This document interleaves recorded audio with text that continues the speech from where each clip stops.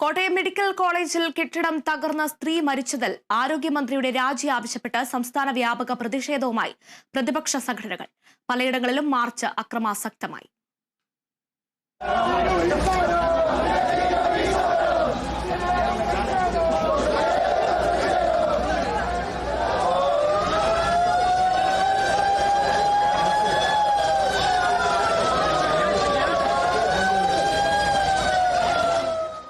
ആരോഗ്യമന്ത്രി വീണ ജോർജിനെതിരെ പ്രതിഷേധം ശക്തമാക്കിയിരിക്കുകയാണ് പ്രതിപക്ഷം. എല്ലാ ജില്ലകളിലുമുള്ള DMO ഓഫീസിലേക്ക് നടത്തിയ പ്രതിപക്ഷ സംഘടനകളുടെ മാർച്ച് പലയിടങ്ങളിലും സംഘർഷത്തിൽ കലാശിച്ചു.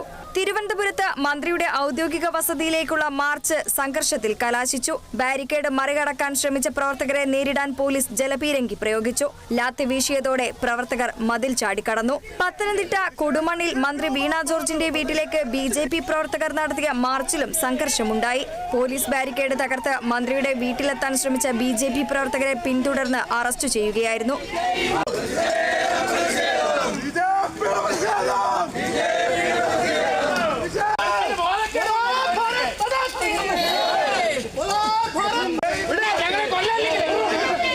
കൊച്ചിയിൽ എറണാകുളം ജില്ലാ കമ്മിറ്റിയുടെ നേതൃത്വത്തിൽ DMO ഓഫീസിലേക്ക് മാർച്ച് നടത്തി. പോലീസ് പ്രവർത്തകർക്ക് നേരെ ജലപീരങ്കി പ്രയോഗിച്ചു. 14 തവണ പ്രവർത്തകർക്ക് നേരെ ജലപീരങ്കി പ്രയോഗിച്ചെങ്കിലും പ്രവർത്തകർ പ്രതിഷേധം അവസാനിപ്പിച്ചില്ല.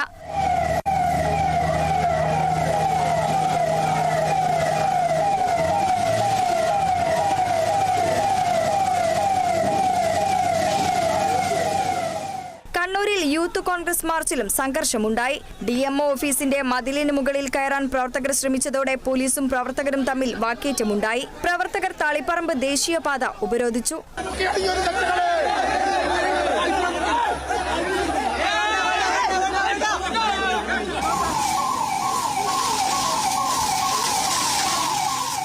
കാസർഗോഡും വയനാടും യൂത്ത് കോൺഗ്രസ് മാർച്ചിൽ സംഘർഷമുണ്ടായി. കൊല്ലം കളക്ടറേറ്റിലേക്ക് നടത്തിയ മാർച്ചിൽ സംഘർഷമുണ്ടായി. കളക്ടറേറ്റിലെ മതിൽ ചാടിക്കടക്കാൻ ശ്രമിച്ച പ്രവർത്തകരും പോലീസുമായി ഉന്തും തള്ളുമുണ്ടായി. കൊല്ലം ശാസ്താംകോട്ട താലൂക്ക് ആശുപത്രിയിലേക്ക് കോൺഗ്രസ് നടത്തിയ മാർച്ചിലും സംഘർഷമുണ്ടായി. ബ്ലോക്ക് പ്രസിഡന്റ് ഉൾപ്പെടെയുള്ളവർക്ക് പരിക്കേറ്റു. വിവിധ ബ്യൂറോകൾക്കൊപ്പം കേരള വിഷൻ ന്യൂസ്, കൊച്ചി.